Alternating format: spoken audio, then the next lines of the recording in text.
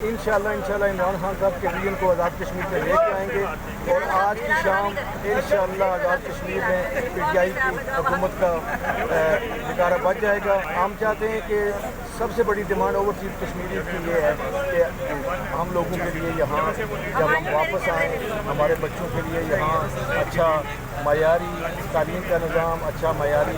صحت کا نظام ہونا چاہیے، کیونکہ ہمارے خاندانوں کے لوگ جب بھی یہاں آتے ہیں وہ یہاں سے ڈس پوائنٹ ہو کے واپس جاتے ہیں کہ بیسک ضروریات زندگی موجود نہیں ہے۔ لیکن اللہ تعالیٰ کے فضل سے مجھے یہ پورا یقین ہے کہ میرے ویژن عمران خان کے ویژن کے مطابق انشاءاللہ بیرسٹر سلطان محمود جب پرائم منسٹر بنیں گے تو وہ سارا کمپلیٹ پی ٹی آئی کا جو منشور ہے اس کو امپلیمنٹ کریں گے، اور اوورسیز پاکستانی کے لیے ہر سٹیز میں کوئی ہاؤسنگ سوسائٹیز کا اعلان کریں گے، اور میرپور میں ایک ایئرپورٹ کا جو انہوں نے پرامس کیا ہے اس کا وعدہ کریں گے، اور عوام کو بیسک ضروریات زندگی سے وہ نوازیں گے۔ اور سب سے بڑا کام ایز اے پولیٹیکل ورکر میں یہ چاہتا ہوں کہ بلدیاتی الیکشن کروائے کے لیے